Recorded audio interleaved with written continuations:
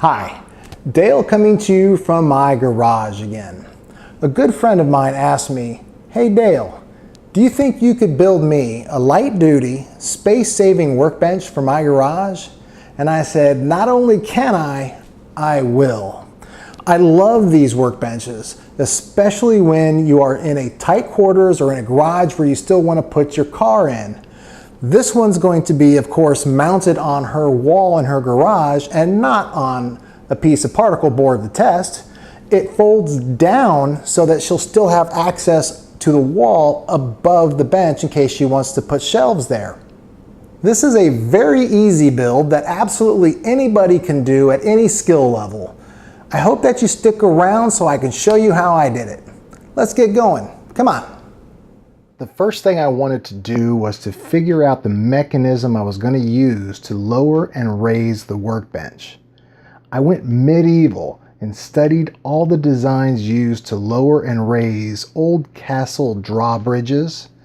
I then made multiple designs drawing inspiration from the great engineers like Tesla, Da Vinci, and Archimedes. I even studied the entire works of the greatest craftsman ever, Bob the Builder. I finally decided on the design to raise and lower the workbench.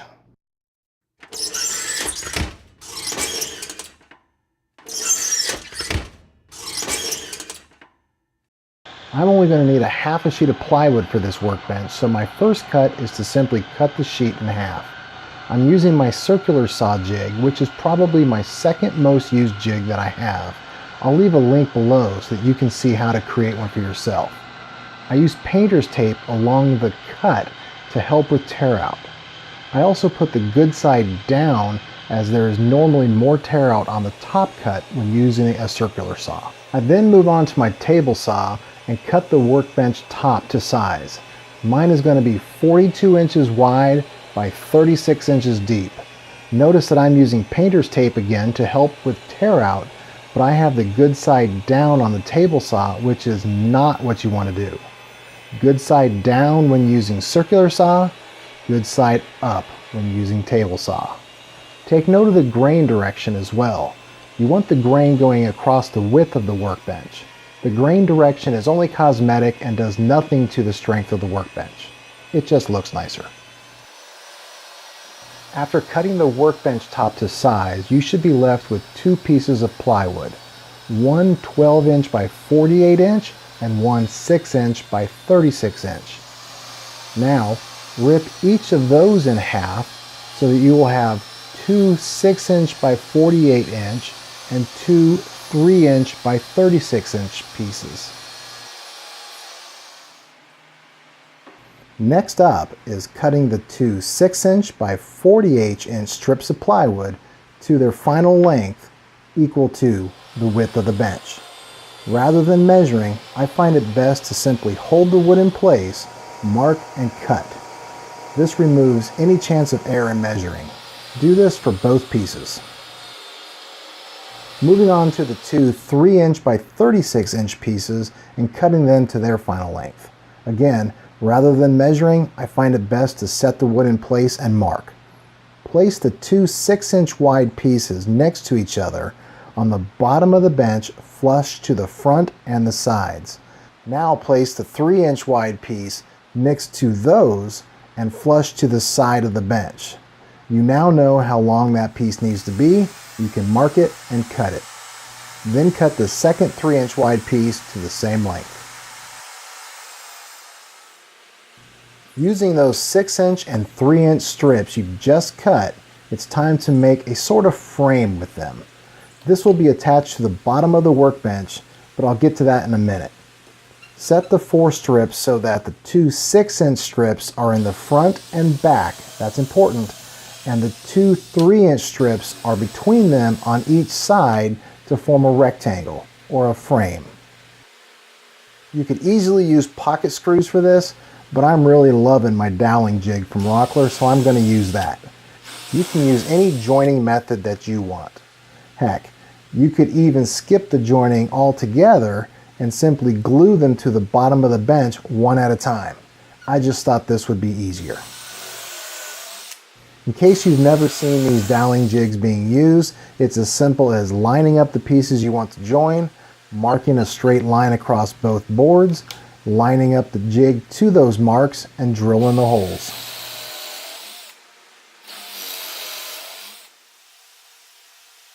Once all the dowel holes are drilled, I can move on to gluing the pieces together. It's a great idea to first do a dry fit to make sure all pieces will fit and none of the dowels will bottom out in any of the holes, keeping the pieces from pulling together. I did that off camera. Make sure to use plenty of glue, especially in each dowel hole and on the dowels themselves, as well as on the edges of each board being joined. Insert the dowels into each hole. You may need to use a mallet for a bit of persuasion. Fit the pieces together and use clamps to pull it all together nice and tight. Now to glue the frame you just built to the bottom of the workbench. You may be asking yourself right now, hey Dale, what's the deal with the frame from the 6-inch and 3-inch strips anyways? Well, I'll tell you. I'm doing it for two reasons. First, it will help give the workbench some stiffness and strength, but I know this workbench is for very light duty tasks, so that's really not important. So the main reason I'm doing it is to make it appear much thicker. It simply looks nicer.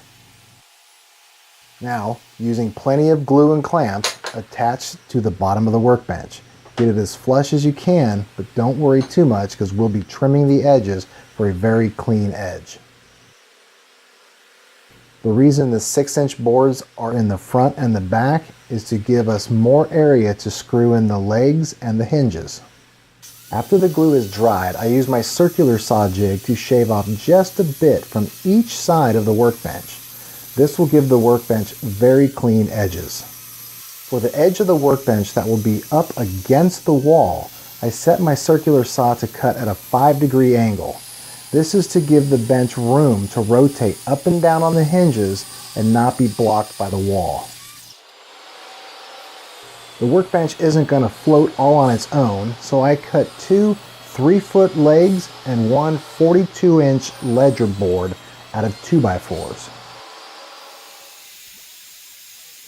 I don't want the legs to be so big, so I ripped them down to 2 inches. I do this by taking a little off of one side and then rip the other side down to 2 inches. This leaves me with nice and clean edges instead of the rough 2x4 edges. You want to know what's really cool? When your table saw trips a breaker with about 1 inch left on your cut. Since my friend will be grabbing the legs to raise and lower them, I put a small round over on all sides of the legs using my router. This should make it much more comfortable on the hand. Let me see a raise of hands for all those who have busted a hip while walking into a corner of a workbench. Come on, you in the back. I know you've done it too. Well, so have I. So for this reason, I'm rounding the 2 front corners of the workbench. Find something that has the arc you're looking for to draw the shape, and then use your jigsaw to cut it out. Super pro tip here using your jigsaw. Make sure the bottom is screwed tight so that it doesn't move during your cut, creating an angled cut. Not that I've ever done that before.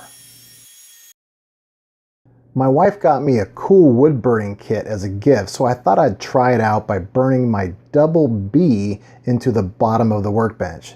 It's not really a branding of my logo, but by just turning the B around, it's close enough for me. After giving the workbench top a light sanding and the sides of the workbench as well as the legs a really good sanding, I put a few coats of lacquer on the workbench as well as the legs. To attach the workbench to the ledger board with hinges, I clamp a 2x4 scrap down as a backer board to simulate the wall.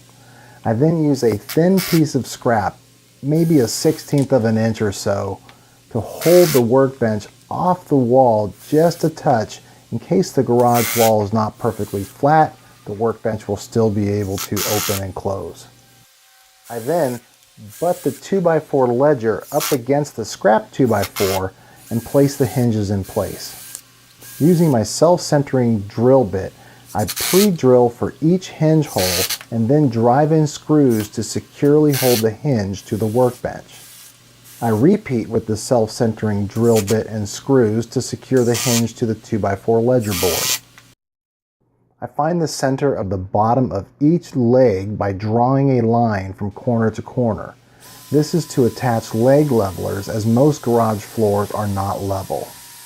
There are different types of leg levelers, and these are simple. Simply drill a hole in the bottom of the leg and insert the threaded mount. I bought these locking table leg hinges from Rockler on sale. They should work perfect for locking the legs in both open and closed positions. I use a scrap piece of plywood to make sure that I attach the locking hinge flush to the top of the leg. Pre-drill with my self-centering drill bit and drive in the screws. Now position the legs on the bottom front of the workbench and attach with screws. The workbench is now complete. Alrighty then, here it is. Unfortunately, I've not been doing very well at all on my goal on cleaning up my garage. I got half of it so I can get the car in, but the other half it's packed. I don't have an open wall to give this a test, so I simply screwed it to the back of a piece of particle board, clamped that up against a ladder so I could give this a try. Watch how it works. It works pretty good. Simply swing it open, hold it, use the lever on the leg latch, same on the other side. Done. Putting this away is really just as easy. Let me show you. Simply pick up just a little bit, move the lever so that it'll lock it in place. Same thing on the other side. And then just gently lower it down into place. Can't get any easier than that. Easy. The table does have some weight, which is good. It gives it a little bit of sturdiness, but it is easy to lift up and down. If you think I could have done something differently, or you liked what I did, or you just are one of those guys that likes to comment on anything, leave comments below. I really enjoy getting them and reading them. If you like what you saw, give it the thumbs up, share it so that other people can see it. Maybe it'll help someone else out on Save Some Room. I do plan on making one for my garage once I get organized enough to clear off a wall. And don't forget to subscribe so you can follow me along. Until next time, see ya. I was able to get this workbench installed in my friend's garage before I was done editing this video, so I thought I'd show you just a little bit of it being installed.